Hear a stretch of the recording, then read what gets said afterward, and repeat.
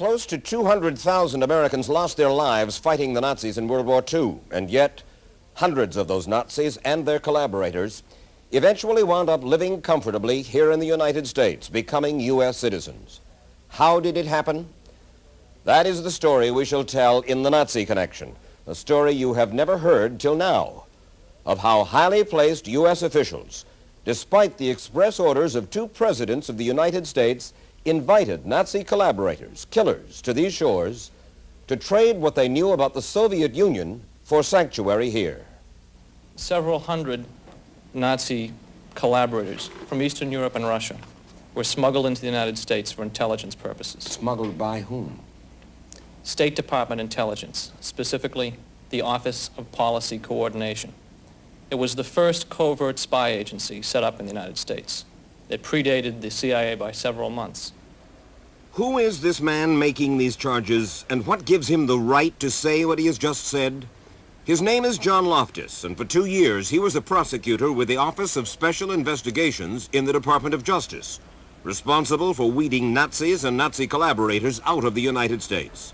His security clearance went 3 levels above top secret, but this young Irish Catholic attorney, now in private practice in Boston, has decided that his conscience demands that he bring to light what he says remained for too long, a dark and sinister top secret. We had one unit of the government out trying to prosecute the Nazis, and other units of the government trying to secrete the information. We later established that the files pertaining to the Nazi immigration had been withheld from Congress, from the courts, from the CIA, and from the local agents of the Immigration Service. Didn't President Roosevelt, didn't President Truman say specifically that war criminals were not to be brought into the country? That's absolutely true. And Jimmy Carter went even further in 1980, when he said that any Nazi war criminal who had gotten into the United States should be rooted out. The world must never forget the lessons of the Holocaust.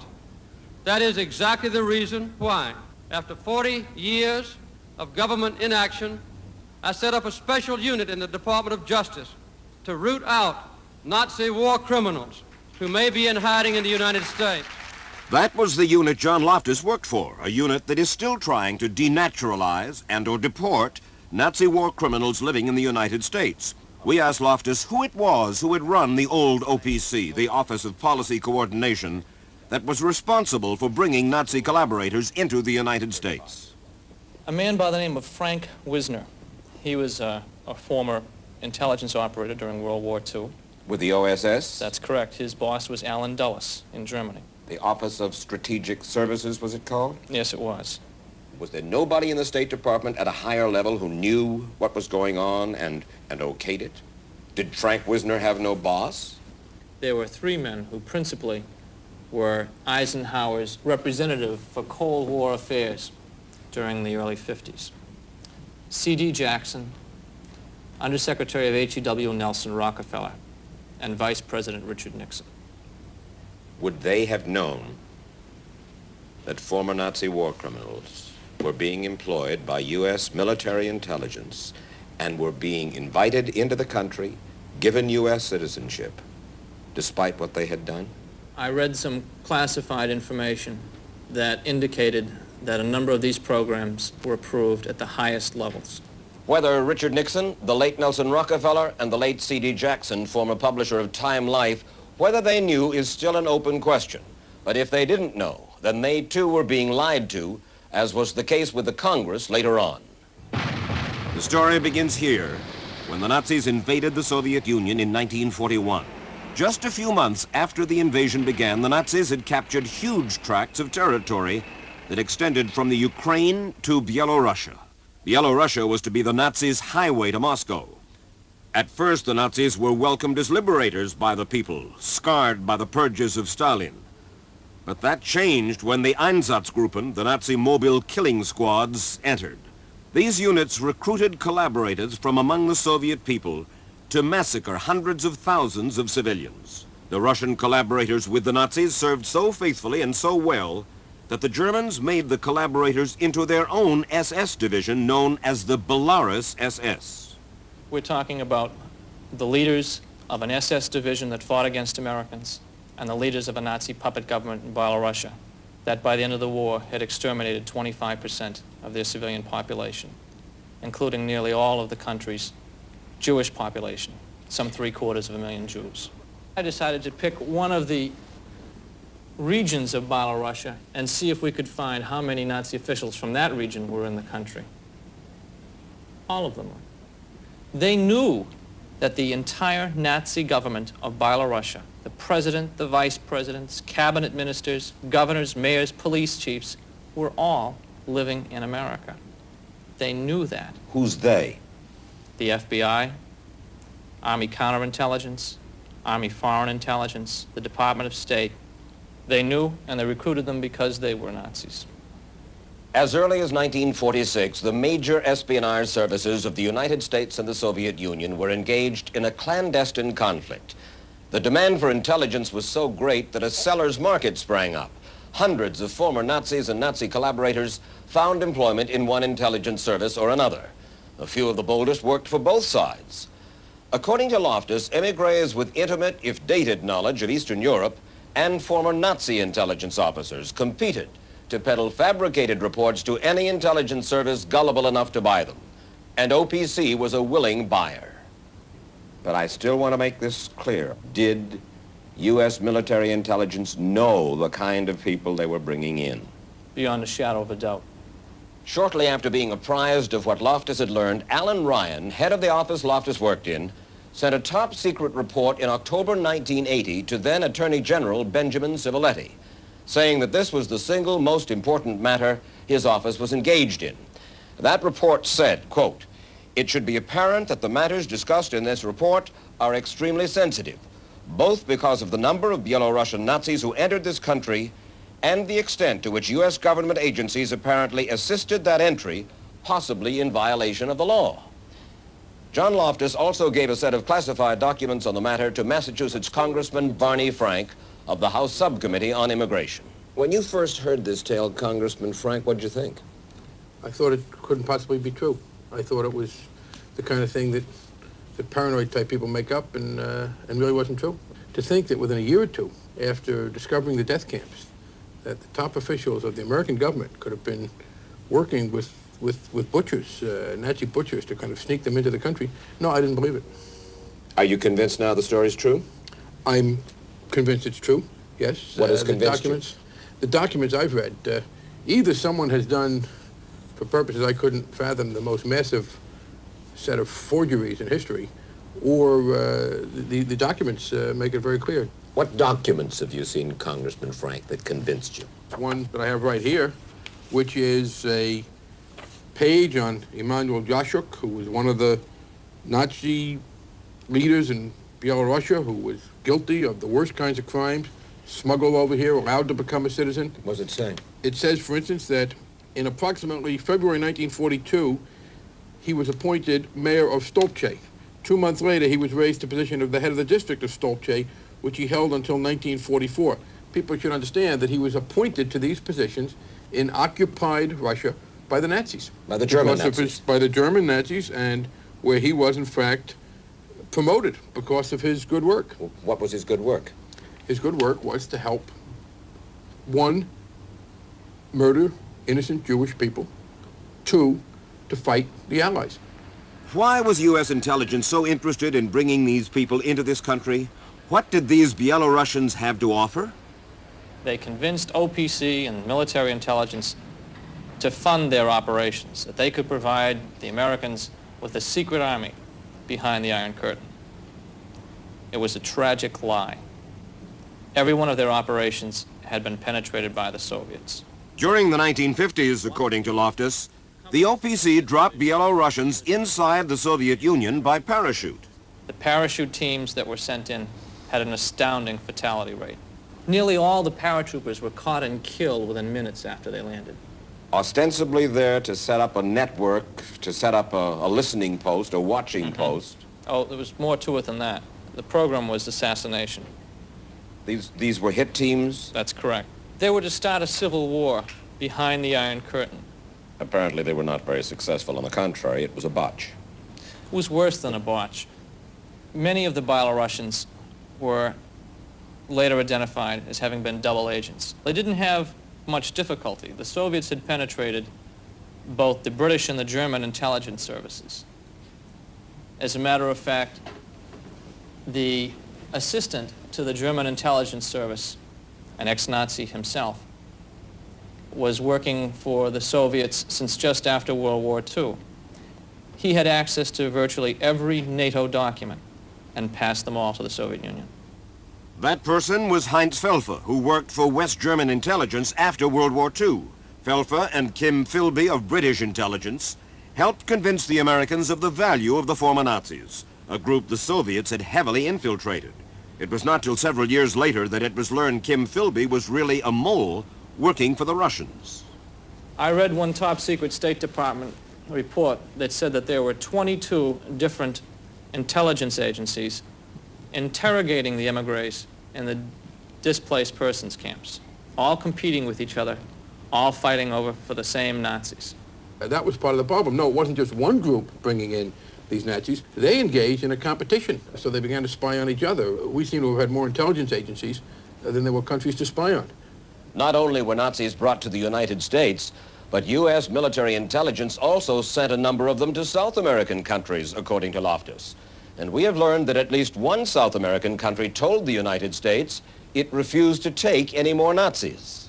And I would say that as a conservative estimate, there are more than 300 Belarusian Nazis living in America today. Still alive. Still alive. Still operating, American citizens. That's correct. Some are still working for the government. Some are working for quasi-governmental agencies like Radio Free Europe, Radio Liberty. William Cratch is New York bureau chief and Gene Sosin head of programming for Radio Liberty. Radio Free Europe, Radio Liberty was once funded by the CIA, is that correct? Yes, yes. How come? It would have been embarrassing to admit that this was an official government function. The worst kept secret, of course, of the Cold War because the Soviets knew about it, but it was always possible to say on the diplomatic level, this is a private organization and... Crusade for Freedom, publicly supported. Precisely. The Crusade for Freedom was the way most Americans learned about Radio Free Europe. Although money for it was solicited from the American people, Radio Free Europe was funded almost entirely by the CIA. Radio Free Europe broadcast the news to the Soviets and was also used to transmit secret messages behind the Iron Curtain. It would seem that the people who worked for Radio Free Europe, Radio Liberty, should be people, if you will, beyond reproach. Am I wrong? Like Caesar's wife. Right. Did you have a man named Stanislav Stankiewicz who worked here? Yes, he was a freelancer for a number of years with our Belarusian service. Who was Stanislav Stankiewicz? He was a Belarusian who received secret orders from the German SS to kill every Jew in his county. In order to save ammunition, they had the Jews lie on top of each other in 2 rows, and then they shot through the bodies. The blood seeped up through the sand at the end of the day, and the ground was still quivering. So they had to post guards on top of the graves until everyone had suffocated. The worst part wasn't found out until after the war, when Soviet doctors conducted autopsies. They could find no bullet wounds on any of the infants. Apparently, the Belarusian police decided that the babies were too small to climb out of the grave, and so they wouldn't waste a bullet on them. They were buried alive. And this was done under the command of Stanislav Stankiewicz. That's correct. Now, we've heard tales, God help us, like this before. Question, what happened to Stanislav Stankiewicz? He was recruited by American intelligence, given a good job with Radio Liberty, and became a citizen of the United States. In 1948, in a displaced persons camp in Germany, Stankiewicz was apprehended by U.S. Army counterintelligence. After investigating his background, the U.S. Army concluded that Stankiewicz is a security risk to the United States because he worked first for the Soviets, then for the Nazis, and then the Soviets again. And he will work for anyone who pays him. But rather than prosecute him, U.S. military intelligence recruited Stankiewicz as an informant and as a propagandist in America's Cold War effort against the Soviets. Stankiewicz was smuggled into America and he moved into this quiet Queens, New York neighborhood where he lived in relative obscurity for over 20 years until John Loftus began his investigation. We had prepared a case against Stankiewicz containing his confessions, his admissions of Nazi background, and were ready to prosecute. As a last step, the Justice Department asked their Soviet counterparts to provide some eyewitnesses for the case. We received a cable from the Ministry of Foreign Affairs in the Soviet Union that Stanislav Stankiewicz had just died. Well, he died in the United States? And the Soviet government knew about it almost immediately. This is a man brought into the United States to work for Radio Free Europe, Radio Liberty. The security clearance would have been done by the agency in those days. So By CIA. by CIA, indeed. You had another man who worked here, Vilis Hasners. Yes, The Immigration and Naturalization Service tried to deport Mr. Hasners, correct? that's correct. Failed, correct? Yes, Did you read the record against Hasners, the witnesses who testified? yes. Yes, we did. And you know that among other things, here is one thing said about Hasners. One of the witnesses testified that on another occasion in July of 1941, he saw the respondent, Hasners, and other Latvians force a number of Jews into a synagogue, which they then set on fire. Does he still work for Radio Liberty, Radio Free Europe? I believe he still contributes, or he now again contributes, freelance programs, yes. The Justice Department told us they had botched the case against Hasners. Mr. Hasners would not talk to us, on or off camera. But Anton Adamovich, currently a staff writer for Radio Liberty, agreed to. We read, Mr. Adamovich, some of the information the Justice Department had gathered on him. You were a propagandist for the Nazis. Then you became an informer for the U.S. Army Yes, intelligence. yes. And Because- then it was as a result of that that you were brought into the United States. Yes, that's Okay. generally that's right. Yes, That's correct. In And you know that both President Roosevelt and President Truman said that Nazi collaborators Yes, I knew. were not supposed to come into the United States. I knew. So And- that you knew that you yes, came into the United States illegally. Yes, yes. You yeah, knew no, that. No, I came legally and I told everything about my background when I was admitted to USA. To the FBI. Yeah, of course. And the FBI said, And FBI said, all right, we knew this. And we it is knew you fine. were a Nazi collaborator. Yes, and it's We enough. knew that you helped Yes, Army yeah, yeah, intelligence. yeah, We'll reward Yeah, you yeah. in spite of the fact that you Yeah. were a Nazi Yeah, collaborator. yeah, that's right, that's right. We had no choice. Yes, we had all, we could be only collaborates with Soviet, with Bolsheviks, which we hate. 7 years I was persecuted by Bolsheviks. Right? Yes, or with these Nazis. Dr. Vito Tumash, who lives in this house in the Bronx, also made that choice and had his past history kept secret by U.S. intelligence services. Tumash was for 3 months the Nazi-appointed mayor of Minsk, the capital of Byelorussia during World War II.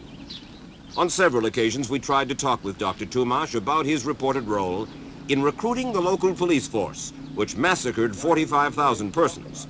But he refused to appear on camera. You let us into your home, and then you say you were unwilling to talk about these allegations. I'm sorry, I did not talk. I cannot talk. Off camera, he admitted he was indeed the Nazi mayor of Minsk, but he denied having anything to do with the extermination of Jews.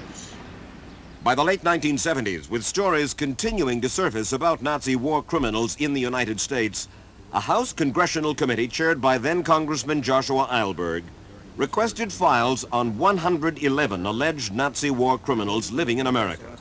Among those on the list were 2 Belarusians, Franz Kushel and Emanuel Jasiuk. In 1978, Congress specifically asked the General Accounting Office to get information on these 2 people. The General Accounting Office asked the Army about it, and they were lied to. The Army simply lied to the General Accounting Office in 1978 and said, we don't have files on these people. They had the files. The Army sent a letter through channels to Congressman Eilberg stating that they had searched certain very specific vaults for all files pertaining to Kushel and had found no others. That information was a lie. I went down to the identical vaults and retrieved the Army intelligence files for Kuchel. 1 year later, after Eilberg had been told that no such files existed. What would be the motive of the Army to lie? If Congress had been given either the Kuchel or the Jazyuk dossiers, it would have inevitably unraveled the entire smuggling operation. The information had to be suppressed at all costs. In 1978, the Congress was finally trying to get to the bottom of the Nazi connection. On behalf of Congress, John Tipton, a GAO investigator, requested all intelligence files on alleged Nazis living in America. After a careful review, he wrote this report for the GAO entitled, "Widespread Conspiracy to Obstruct Probes of Alleged Nazi War Criminals Not Supported by Available Evidence." But now Tipton says that apparently he didn't get all the available evidence. We then showed Mr. Tipton a note that had been inserted into the file he requested. Defense material not cleared for review by GAO. Do not disclose to GAO until notified to do so. So the Department of Defense was covering up material that the Congress asked for concerning Nazi war criminals and their admission into the United States. Unless there's another reason for it. We then read to Mr. Tipton from the FBI file on Emanuel Jasyuk, another file he had been told did not exist. Subject, name of the man that we're talking about, who was allegedly a war criminal and caused deaths of people in Poland, now resides, gives his address, Passaic, New Jersey. Were you informed about all that when you asked about that in 1978? I was not aware of that aspect of it. That information was in the hands not just of the Defense Department, but of the FBI at the time you asked for it. It appears to be that way. That, I think, is the first time I've seen that document. And there can be little doubt from this document and from Defense Department documents that they lied to you and said they had nothing on this individual. That seems to be the case. So the Congress was misled back in 1978. That's correct. From the information that John Loftus has showed to me and you showed me here today, I would have to say that that appeared so. Here in the top secret vaults in Maryland, John Loftus discovered how the Army had been able to keep the Nazi smuggling operation secret for so long a time. They routinely were deleting all documents showing that the government had assisted their entry. And I caught them at it. We went down and confronted the Army officials, and they said that they thought that we knew all about the sanitizing program. Apparently it's a routine procedure with them. And the procedure was established many years ago, and they were just following routine orders. And for one day, I was allowed to look through the dossiers with no deletions, and of the 10 dossiers I looked at, 3 had letters evidencing government assistance in entering the United States. And these 3 were Belarusian war criminals. 2 were Belarusian, and the 3rd was Hans Felfer, the Soviet spy working in the German intelligence service. He had been assisted in coming to the United States. These people had a mission, which was to defeat the Soviet empire in Eastern Europe. A very admirable mission, one that was clearly in our national interest. The trouble was that they went out and did it on their own with no weighing of consequences, with no sense of what harm they might be doing to other interests or our moral fiber. I don't impugn Wisner's motives, but his operation almost from start to finish, as documented here, was a disaster for the United States. But it is a disaster that might still be continuing. Loftus had yet another example of a mass murderer coming to the United States. Because the information is still classified, he cannot reveal the subject's name. Are criminals, are undesirables in the context of which we're speaking still being brought in today? The person whose file I read, there was substantial evidence that he had persecuted hundreds of thousands of civilians. And he was brought in how recently? Recently. And he was brought in because? He had been working for OPC. Way back then? That's correct. Someplace along the line, I get the feeling that you got rather frustrated by your experience in Washington at the Office of Special Investigations and inside the Department of Justice. Very much so. federal judges are extremely reluctant to strip someone of his citizenship unless there's an actual proof of murder, of blood on their hands. Did you ever try and prove a murder trial 30 years after the fact with all the witnesses behind the Iron Curtain and none of that evidence available to you?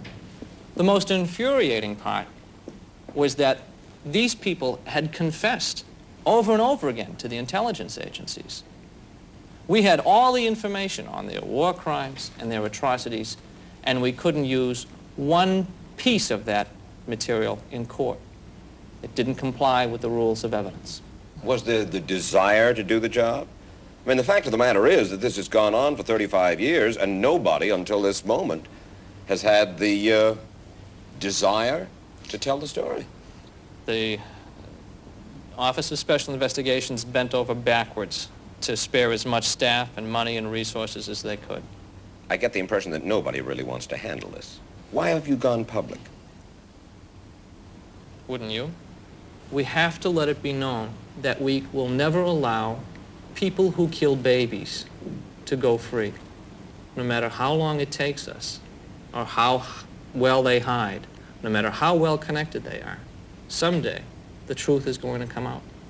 There is no statute of limitations for mass murder. And sooner or later, someone like me or someone else will come along and find out the truth. A couple of footnotes. Richard Nixon's office said that he would have no comment on his knowledge of what we have reported, and the FBI told us that due to the classified nature of the information we've detailed, they too would not comment.